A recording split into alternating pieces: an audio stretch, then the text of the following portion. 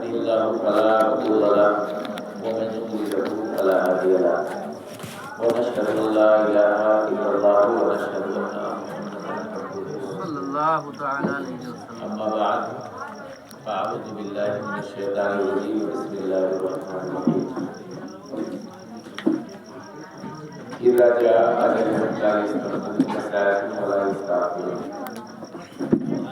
صدق الله العظيم وصدق بلغنا على رسوله النبي الأمين المكين المكين الكريم ونحن على ذلك لمن الشاهدين والشاكرين فالحمد لله رب العالمين. کوئی باقی رہے گا نہ چمک کر جائے گا، کوئی پھول باقی رہے گا نہ چمک کر جائے گا، ہاں رسول اللہ کا دین حسن کر جائے گا. ہم سفیروں باغ میں ہے کوئی ڈنکا کے جہاں، ہم سفیروں باغ میں ہے کوئی ڈنکا کے جہاں، بلبلیں ہو جائیں گی سونا چمک کر جائے گا. اطلسوں پر ہاتھ کی پوشاک پر نازا نہ ہو، اس طرح بے جان پر خالی بہت خوب بے شک.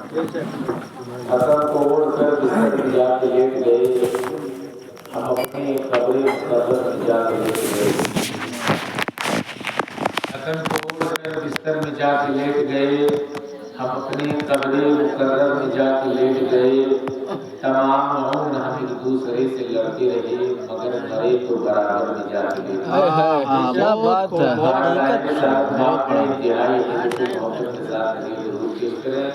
اللهم صل على سيدنا مولانا محمد وبارك وسلم صلى عليه صلاة وسلام عليك يا رسول الله صلى الله عليه وسلم.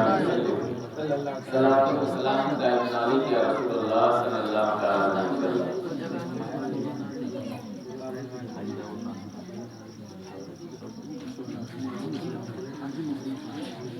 معزز سامعین کرام، سامعین سے زیادہ یہاں خطبہ و شورا حضرات نظر آتے ہیں.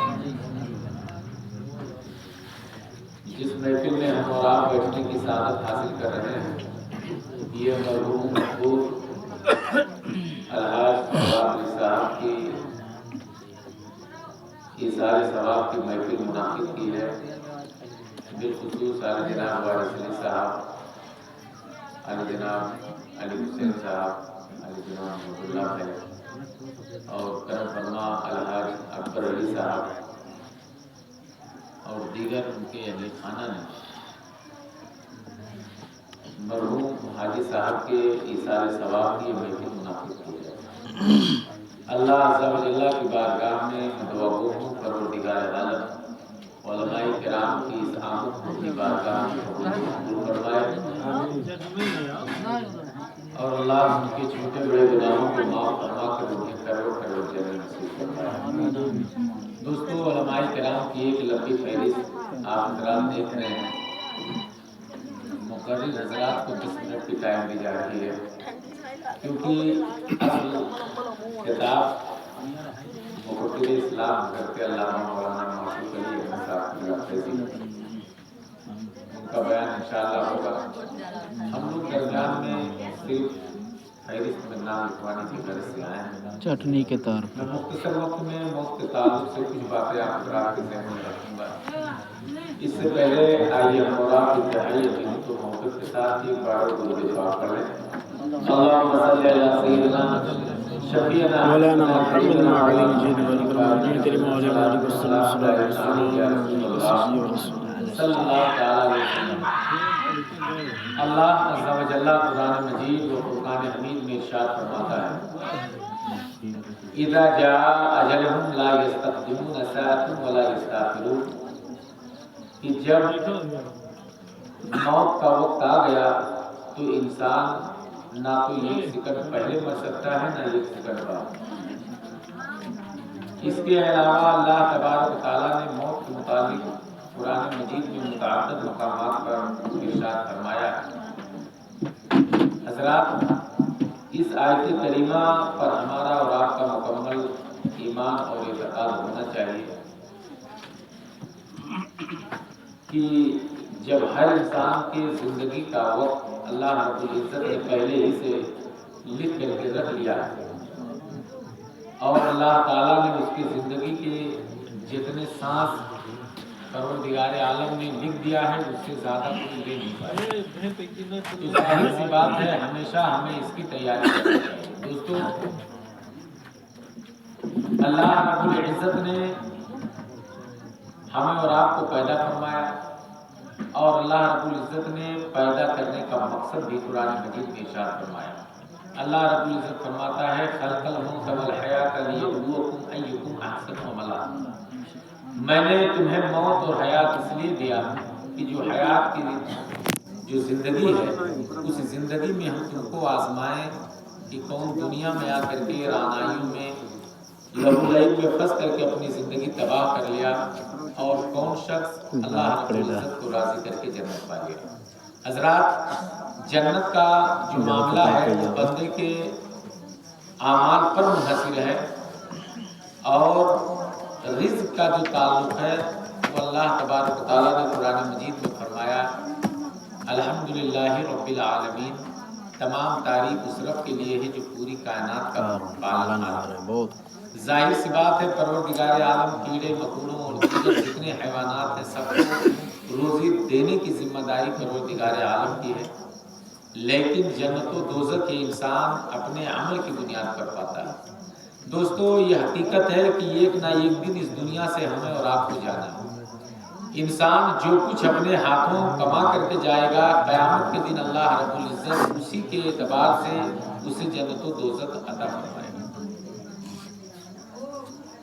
انسان دنیا میں رہ کر کے اگر کچھ اچھائیاں یا کچھ برائیاں کر کے اگر اس دنیا سے چلا گیا تو پیغمبر اسلام صلی اللہ علیہ وسلم فرماتے ہیں انسان جب مر جاتا ہے تو اس کے نام اعمال ختم ہو جاتے ہیں, اس کے نام اعمال کی رجسٹر بند کر دی جاتی ہے.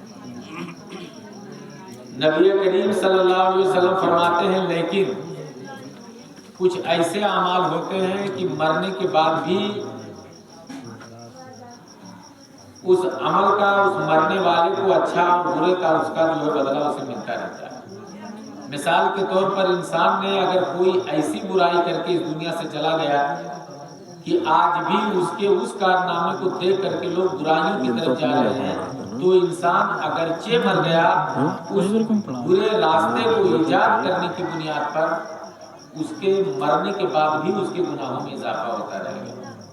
آج سوشل میڈیا کا دور ہے, آپ دیکھتے ہیں کتنی برائیاں اور کتنی فحاشیاں پلیٹ فارم پر ہے.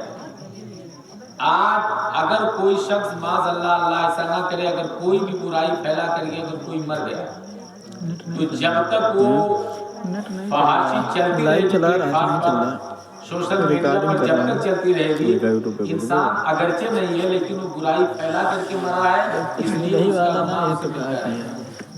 نبی کریم صلی اللہ علیہ وسلم فرماتے ہیں اسی طرح بھلائیاں بھی اگر کوئی انسان کوئی اچھا کام کر کے اس دنیا سے چلا گیا تو اللہ اس بھلائی کی بنیاد پر وہ مر جاتا ہے تو اس کے رجسٹر اگرچہ بند ہو جاتے ہیں لیکن کچھ چیزیں ایسی ہوتی ہیں کہ جس کا اجر اللہ رب العزت اسے مرنے کے بعد بھی عطا فرماتا ہے.